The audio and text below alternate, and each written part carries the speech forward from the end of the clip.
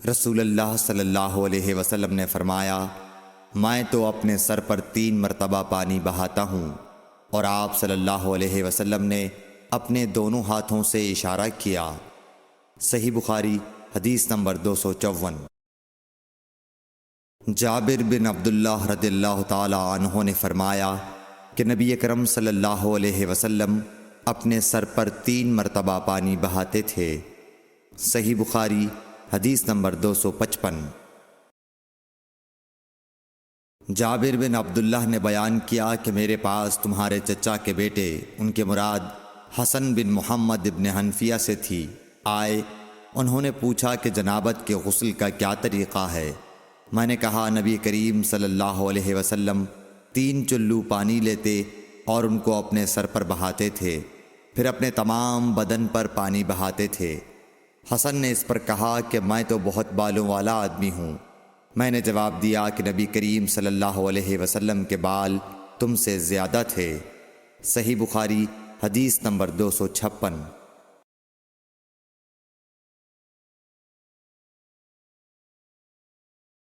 ام المومنین میمونہ رضی اللہ تعالی عنہا نے فرمایا کہ میں نے نبی کریم صلی اللہ علیہ وسلم کے لیے غسل کا پانی رکھا تو آپ نے اپنے ہاتھ 2 مرتبہ یا 3 مرتبہ دھوئے، پھر پانی اپنے بائیں ہاتھ میں لے کر اپنی شرمگاہ کو دھویا، پھر زمین پر ہاتھ رگڑا، اس کے بعد کلی کی اور ناک میں پانی ڈالا اور اپنے چہرے اور ہاتھوں کو دھویا، پھر اپنے سارے بدن پر پانی بہا لیا اور اپنی جگہ سے ہٹ کر دونوں پاؤں دھوئے۔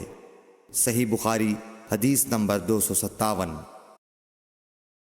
نبی کریم صلی اللہ علیہ وسلم جب غسل جنابت کرنا چاہتے تو حلاب کی طرح ایک چیز منگاتے، پھر پانی کا چلو اپنے ہاتھ میں لیتے اور سر کے داہنے حصے سے غسل کی ابتدا کرتے، پھر بائیں حصے کا غسل کرتے، پھر اپنے دونوں ہاتھوں کو سر کے بیچ میں لگاتے تھے۔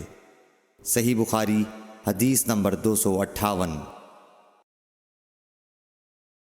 ام المومنین میمونہ رضی اللہ تعالی عنہا نے بیان فرمایا کہ میں نے نبی اکرم صلی اللہ علیہ وسلم کے لیے غسل کا پانی رکھا تو پہلے آپ نے پانی کو دائیں ہاتھ سے بائیں پر گرایا، اس طرح اپنے دونوں ہاتھوں کو دھویا، پھر اپنی شرمگاہ کو دھویا، پھر اپنے ہاتھ کو زمین پر رگڑ کر اسے مٹی سے ملا اور دھویا، پھر کلی کی اور ناک میں پانی ڈالا، پھر اپنے چہرے کو دھویا اور اپنے سر پر پانی بہایا، پھر ایک طرف ہو کر دونوں پاؤں دھوئے، پھر آپ کو رومال دیا گیا لیکن آپ نے اس سے پانی کو خشک نہیں کیا۔